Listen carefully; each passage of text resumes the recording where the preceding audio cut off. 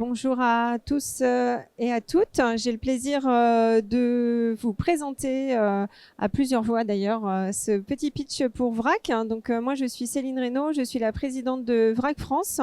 Donc VRAC France, c'est une association qui a été montée il y a maintenant plusieurs années, qui est née à Lyon.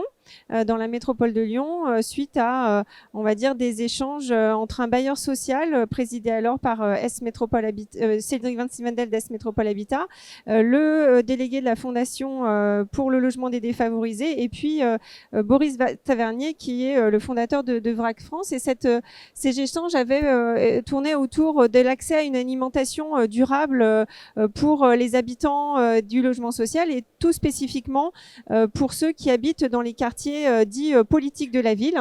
Donc c'est il y a maintenant une dizaine d'années que cette association a été créée. Donc cette association née à Lyon a essaimé. Maintenant ce sont 21 associations qui existent en France, 124 groupements d'achat, donc dans des villes ou dans des quartiers qui se sont constitués, et c'est un chiffre qu'on aime communiquer, 31 000 habitants qui sont bénéficiaires du réseau VRAC. Alors le réseau VRAC, c'est un groupement d'achat qui permet à l'ensemble des habitants de bénéficier, souvent à prix coûtant ou à prix bonifié, des produits de qualité, avec un enjeu là aussi de production au niveau local. VRAC France, on a coutume de dire, s'oriente autour de 5 axes principaux. C'est des axes qui sont importants pour nous et que l'on diffuse dans l'ensemble des associations. C'est d'abord un axe économique. Je le disais en introduction, l'idée initiale, c'était de permettre aux habitants des quartiers d'acheter à des prix accessibles de bons produits pour une meilleure alimentation, mais aussi d'être attentif aux prix payés aux producteurs. Donc l'idée, c'est d'être dans quelque chose de gagnant-gagnant, à la fois pour le consommateur et pour le producteur. Un axe social aussi, parce qu'à travers les groupements, ce sont souvent des lieux de sociabilisation, des lieux d'échange, des lieux où les habitants vont venir échanger entre eux ou avec les collègues des différents groupements. Un axe environnemental, c'est un élément important dans l'orientation de VRAC. Des produits sains, de qualité, durables, sans emballage. Donc là aussi, on était un petit peu précurseur par rapport à toutes les réglementations qui depuis se sont créées. Un axe santé avec un enjeu très fort autour de l'alimentation de qualité, je le disais. Et puis un axe citoyen avec notamment un enjeu autour du pouvoir d'agir.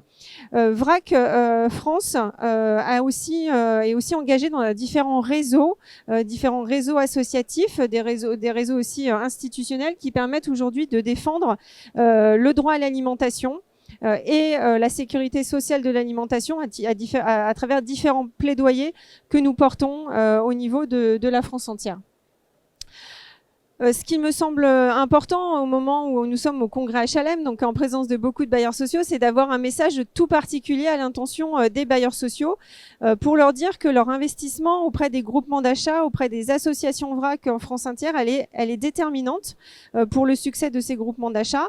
Pour des questions financières, c'est toujours important de le dire, mais surtout par le rôle de facilitateur que peuvent avoir les bailleurs sociaux à travers la mise à disposition de locaux que nous avons tous dans les quartiers, par aussi le relais de communication auprès des locataires et des habitants, ou encore par l'appui que l'on peut avoir auprès des réseaux VRAC dans les gouvernances, par exemple, mais aussi dans l'ingénierie de projet dont peut avoir besoin l'ensemble des réseaux.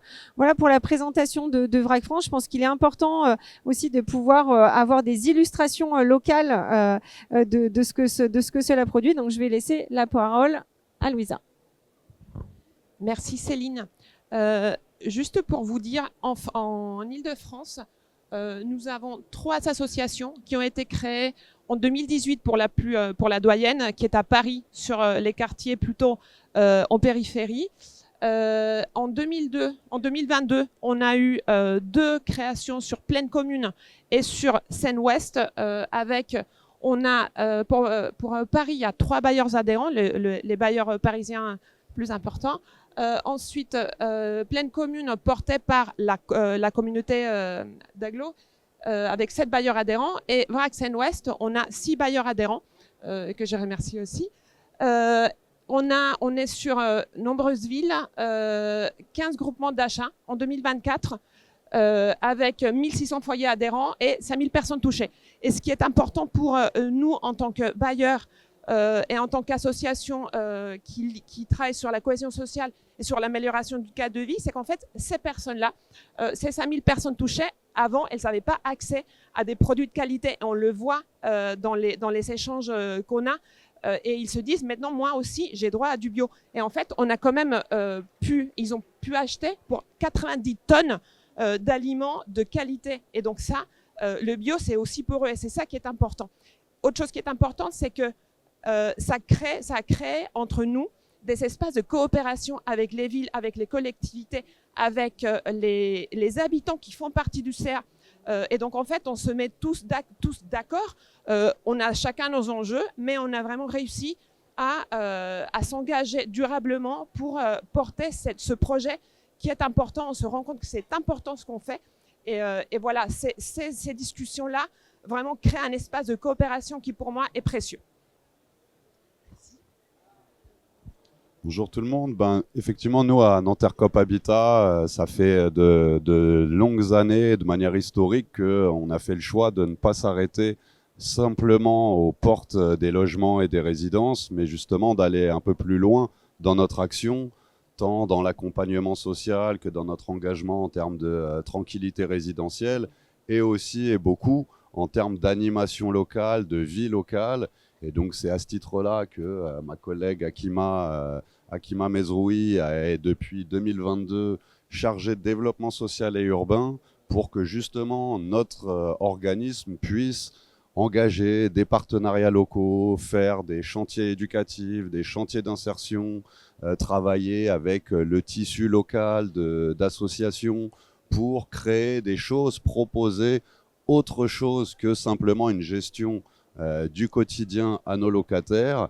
Et donc c'est pour ça qu'en 2022, quand nous a été présenté le projet VRAC, on a tout de suite été sensible et ça nous a semblé très pertinent d'adhérer à ce réseau pour offrir une offre équitable et durable de produits alimentaires à nos locataires. Et justement, on a avec satisfaction une adhésion assez importante de nos résidents à ce dispositif qu'Hakima va vous décrire un peu plus dans le détail. Bonjour à toutes et à tous. Effectivement, je me présente, Hakima Mezroui, chargée DSU à Nanterre Coop Habitat. Donc, en complément de ce que vient de vous dire mon collègue, oui, effectivement, on a trouvé très pertinent de partager ce projet avec VRAC sur notre territoire, un de nos territoires, voilà. Pourquoi ? Parce qu'on défend à peu près, je dirais, de manière certaine, les mêmes enjeux, hein, santé publique, écologique, et surtout une implication participative, implication de nos locataires à ce projet. VRAC sur Nanterre Coop Habitat, sur notre quartier prioritaire de la ville actuelle, c'est quoi ?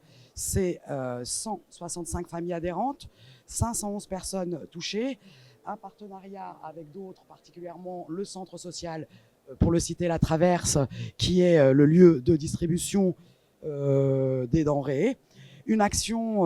Plusieurs actions de sensibilisation à l'occasion de Fête du Goût pour amener et informer les locataires du quartier et des quartiers attenants. Dernièrement, enfin, on en a eu une première en octobre 2024, une seconde en avril 2025, une prochaine à venir sûrement octobre-novembre 2025. Voilà, et je terminerai aussi par dire qu'il y a en réflexion un second lieu à venir sur une collaboration sur un autre quartier prioritaire de la ville, où évidemment Nanterre Coop sera encore une fois partie prenante. Voilà, je terminerai par ces mots. Merci.